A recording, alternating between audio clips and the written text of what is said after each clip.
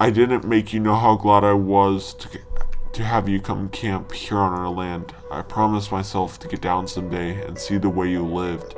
But I don't know, with a house full of hungry men to feed, I guess you'd find, it seems to me, I can't express my feelings anymore. Then I can raise my voice, or want to lift my hand. Oh, I guess I can lift my hand if I have to. Did ever you feel so? I hope you never. It's got so I don't even know for sure whether I'm glad, sorry, or anything.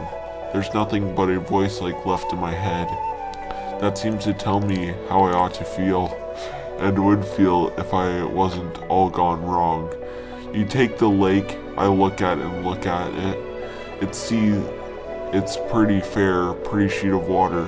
I stand and make myself repeat out loud the advantages it has so long and narrow, like a deep piece of some old running river. Cut short off at both ends, it lies 5 miles straight away through the mountain dodge from the sink window where I wash the plates, and all our storms come up toward the house, drawing the slow waves wider and wider and wider. It took my mind off donuts and soda biscuit to step outdoors and take the water dazzle, a sunny morning, or take the rising wind about my face and body through the wrapper.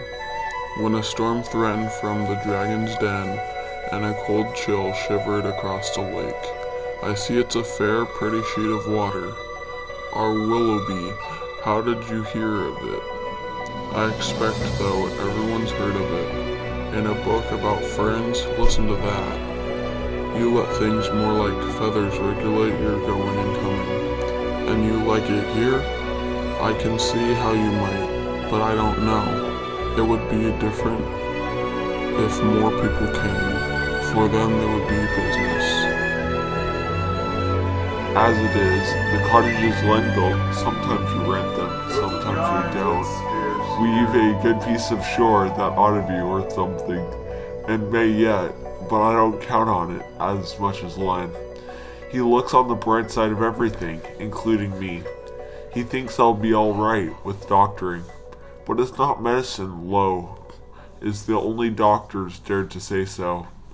It's rest I want. There, I've said it out, from cooking meals for hungry hired men, and washing dishes after them, from doing things over and over that just won't stay done. Good rights I ought not to have so much put on me, but there seems no other way. Len says one steady pull more ought to do it. He says the best way out is always through, and I agree to that, or insofar as that I can see no way out but through, leastways for me, and then they'll be convinced. It's not that Len don't want the best for me. It was his plan, our moving over in. Beside the lake, from where that day I showed you, we used to live, 10 miles from anywhere. We didn't change without some sacrifice, but Len went at it to make up the loss. His work's a man's, of course, from sun to sun. But he works when he works as hard as I do. Though there's small profit in comparisons. But work ain't all. Len undertakes too much. He's on to everything in town.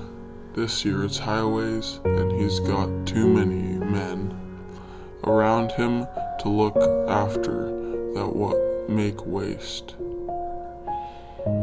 They take advantage of him shamefully, and proud too, for themselves for doing so.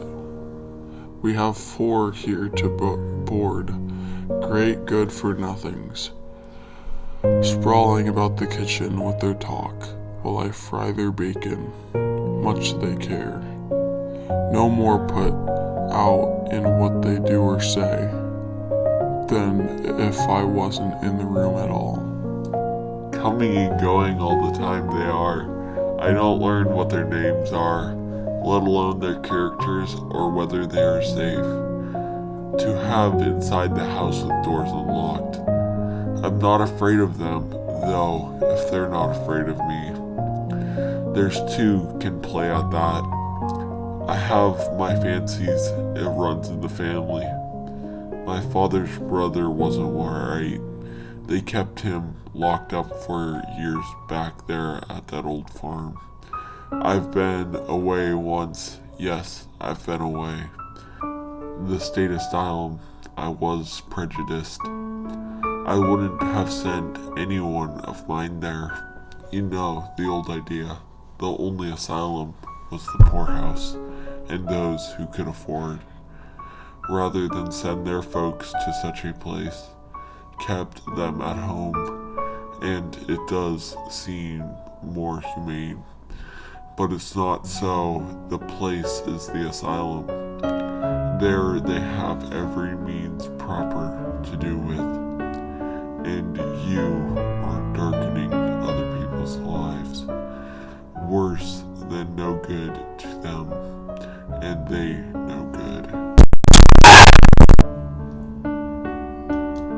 To you in your condition, you can't know affection or the want of it in that state. I've heard too much of the old-fashioned way. My father's brother, he went quite mad, young. Some thought he had been bitten by a dog because his violence took on the form of carrying his pillow in the teeth. But it's more likely he was crossed in love, or so the story goes. It was some girl. Anyway, he talked about it was love. They soon saw that he would do someone a mischief if he kept strict watch of him, and it ended in father's building him a sort of cage in room within a room of hickory poles, like stanchions in the barn, from floor to ceiling, a narrow passage all the way around, anything they'd put in for furniture. He'd tear it to pieces, even a bed to lie on, so they made the place comfortable with straw, like a beast's saw, to ease their consciences. Of course, they had to feed him without dishes. They tried to keep him clothed, but he paraded with his clothes on his arm. All of his clothes. Cruel it sounds, I suppose. They did their best they knew, and just when he was at the height, father and mother married, and mother came a bride to help take care of such creatures and accommodate her young life to his.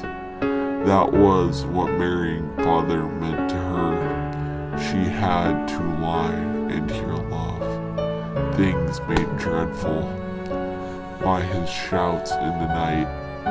He'd shout and shout until the strength was shouted out of him, and his voice died down slowly from exhaustion.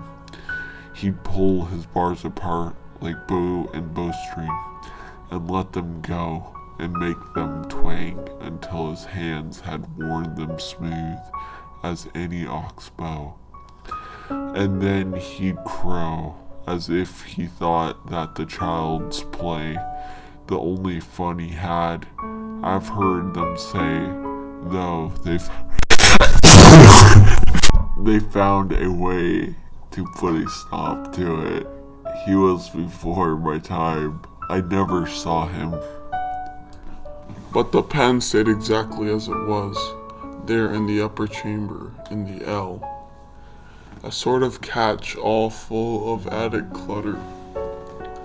I often think of the smooth hickory bars. It got so I would say, you know, half fooling, it's time I took my turn upstairs in jail. Just as you will, till it becomes a habit. No wonder I was glad to get away. I knew I couldn't tell when said the word. I didn't want the blame if things went wrong. I was glad though, no end, when we moved out, and I looked to be happy, and I was. as I said, for a while, but I don't know. Somehow the change wore out like prescription, and there's more to it than just window views and living by a lake. I'm past such help, unless Len took the notion, which he won't, and I won't ask him. It's not sure enough. I suppose I've got to go the road I'm going. Other folks have to, and why shouldn't I? I almost think if I could do like you, drop everything and live out on the ground. But it might be, come night, I shouldn't like it, or a long rain, I should soon get enough, and be glad of good roof overhead. I've lain awake thinking of you, I'll warrant more than you have yourself. Some of these nights, the wonder was the tents were snatched away from over you as you lay in your beds.